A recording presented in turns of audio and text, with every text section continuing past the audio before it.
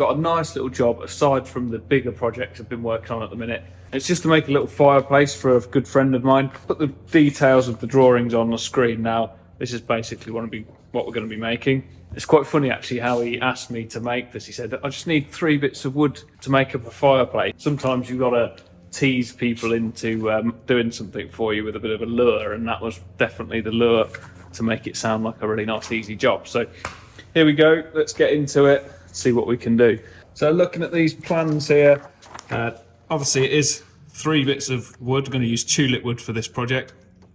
I've got a little on the cross section here. It's going to be a 20mm piece of timber in the middle here. This is like a 1-to-1 scale drawing. And then I've got a couple of beads mitered or pinned round on the edges of it.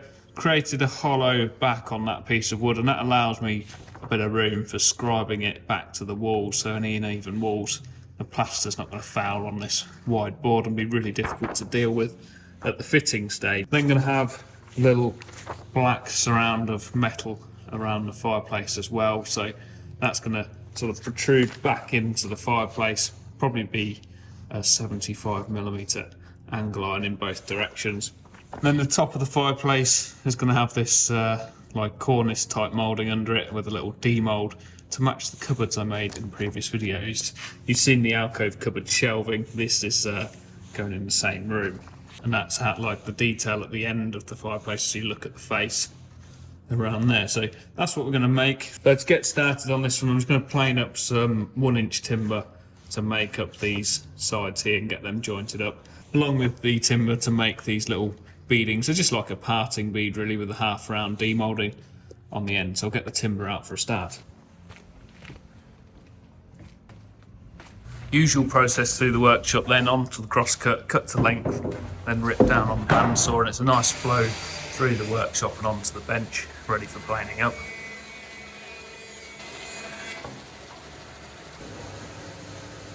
The top bit of the mantle and the 2 sort of legs, I don't know what you call the uprights of the mantelpiece, probably the jambs maybe. And then these bits, the offcuts, can become the beadings for the edge. So I'll just plane them up, thickness them, and then rip them down the middle.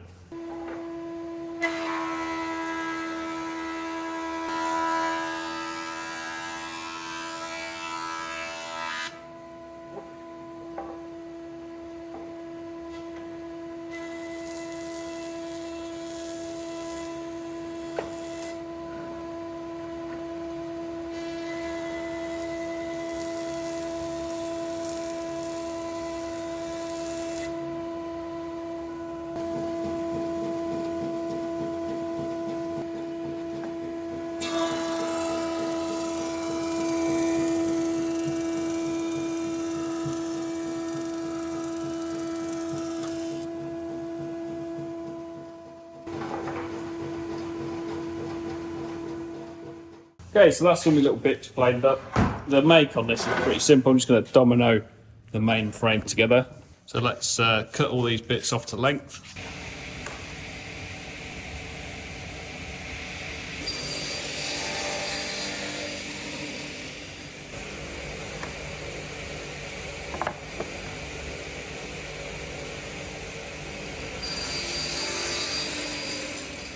Find a nice face for each piece. I think both sides of this board are really nice. I'm just going to look at the end grain and see which way the cup of the sort of tree growth rings are, because they're always going to try and straighten out, so you can decide whether you want the sides of this piece of wood to lift off the wall or the centre to cup away. I think I would prefer, if there is going to be any movement, for the centre to cup away from the wall and the sides remain nice and tightly scribed to it. So with the grain direction of this board in this sort of C shape here, with that I'm going to try and straighten out. I'll put this face here to the wall of the fireplace, and this will be the bit that you see. I'm just going to domino this one together with some 8x50 dominoes, so I'm just going to measure in off a ruler for that one.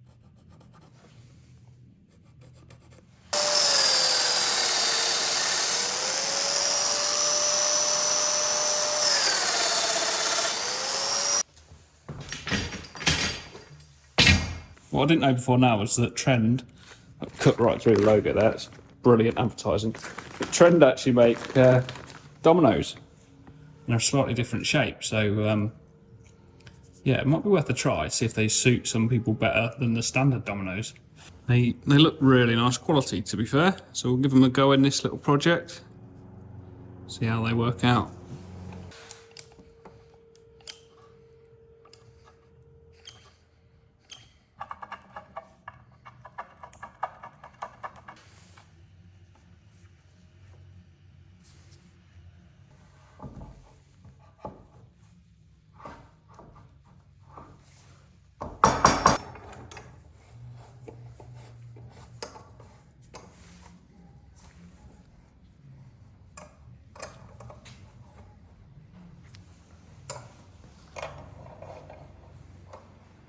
Got a bit of a ritual that whenever I get sealant or adhesives out now, make sure I put my gloves on, keep my hands clean, and I've got something that if you spill, drop, or make a mess of what you're gluing up or sealing, got something to hand that can clean it up or wipe it off. So whether that's solvent wipes or some IPA cleaner, always make sure I've got them right next to me ready to go. Back in the day, I'd take a sealant gun into someone's house and halfway through the day tread on it or something, or it's squirt over the floor. You want to be able to clean it up quick, so be a bit prepared on that one. While that glue is going off, I'm going to make the little beaded moulding. So I've got a little cutter here that I do my parting beads with on the spindle moulder. One of them is to suit a 10mm piece of wood, so we'll cut them through now.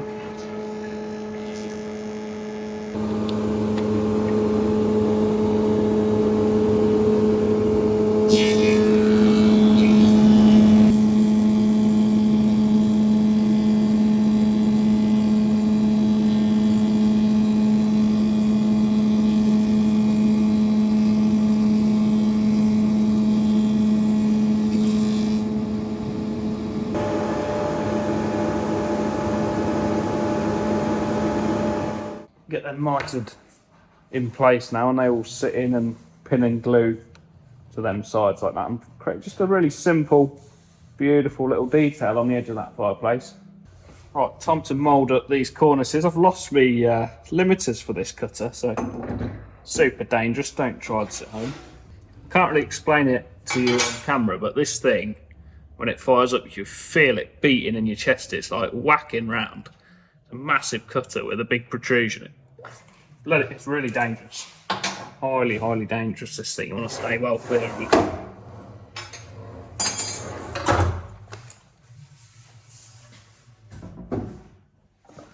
Something to be said for going and buying your cornice from a shop.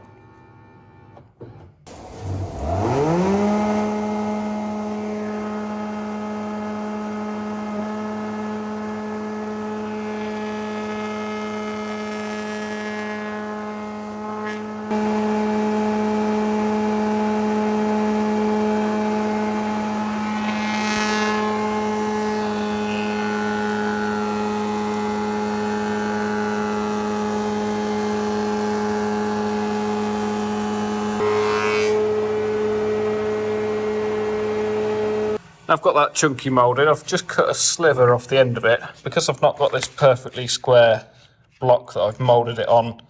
You know, that's just the perfect scenario, but it's easy to model it in SketchUp like this.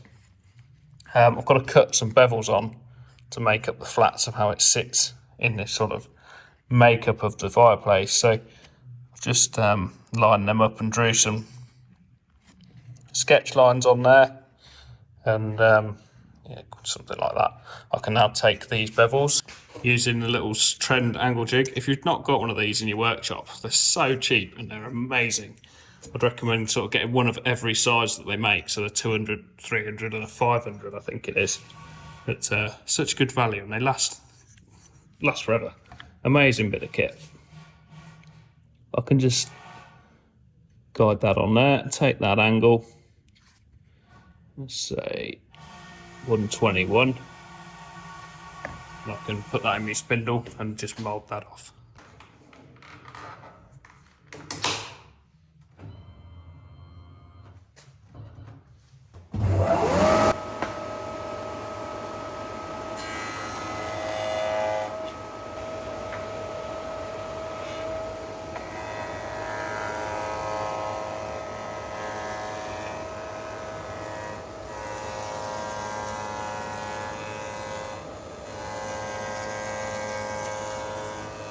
When pushing that through the spindle, you just change the orientation at which you push it through. You don't have to change the angle, and you should get a perfect 90-degree cut. Once the angle's set in the spindle, you don't have to alter it to do both cuts. You just run the cornice through in one direction on the bed, and then the other direction referencing off the fences, and you get a perfect 90-degree cut between them two bevels without having to alter the cutter.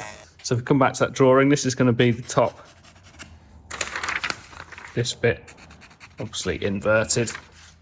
This is the thickness of the fireplace, sort of as a cross section, and then our mouldings go in here.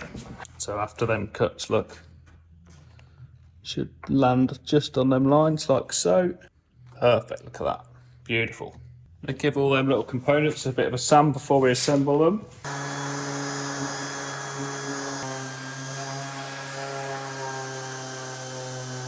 Right, let's assemble this thing. Put some glue on here.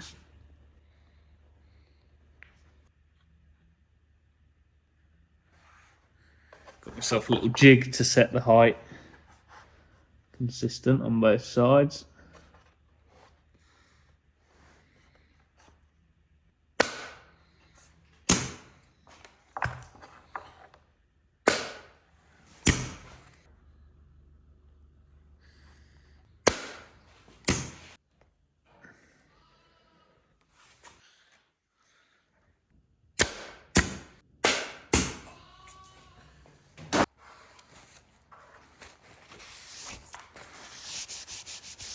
Now just put the moulding around the top and make the little mantelpiece.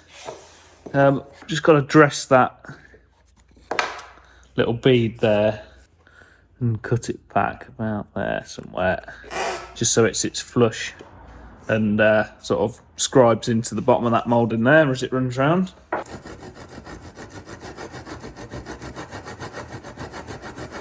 None of this is seen, it's all hidden behind the moulding, so just pare that down. It doesn't matter if it flies under the flush level.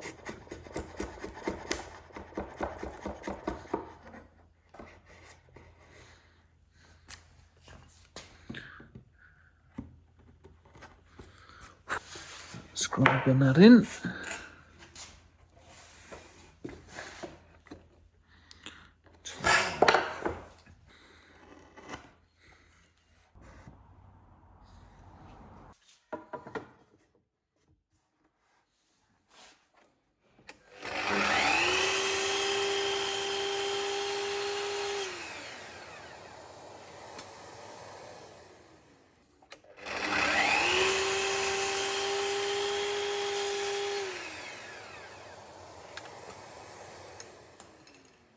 Try that one on there, line the two mitres up.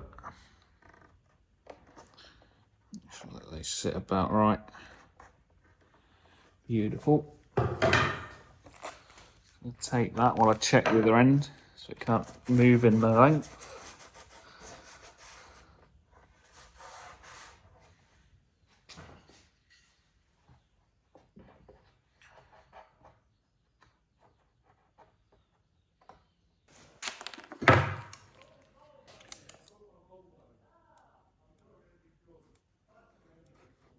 Yes, that looks beauty.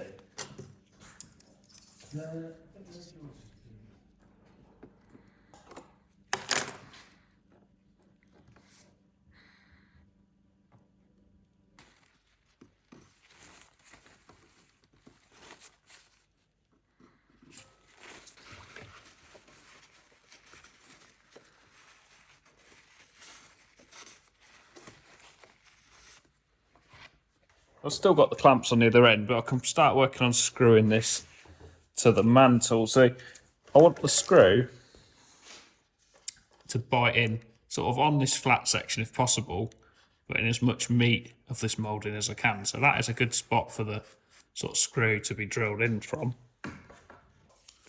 Measuring down from the top of there, about 42 mil.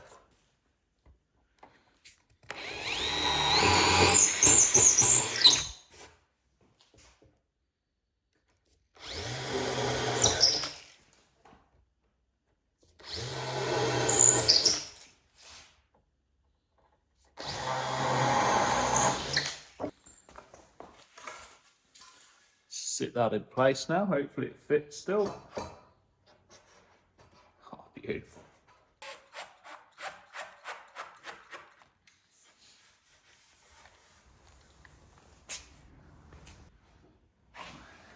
And for the big reveal,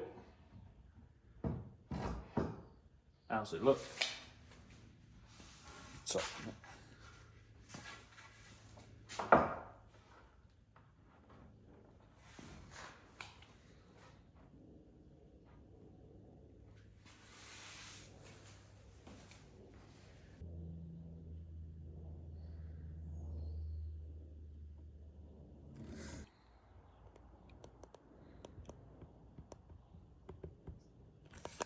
I'm gonna go home now and enjoy my weekend. So, yeah, nice little project that.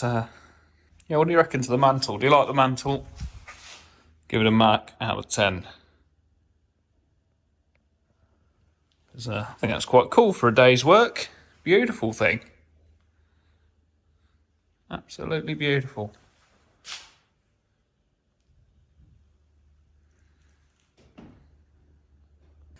Here's how it looks on the back. So it's ready for scribing effectively. So I did rip them inner beadings down 5mm compared to these outer beadings because there's a bit of steel sort of mitered around the fireplace here that is going to be about 4mm thick. So giving me a little bit less material to scribe off or plane off in the fitting process.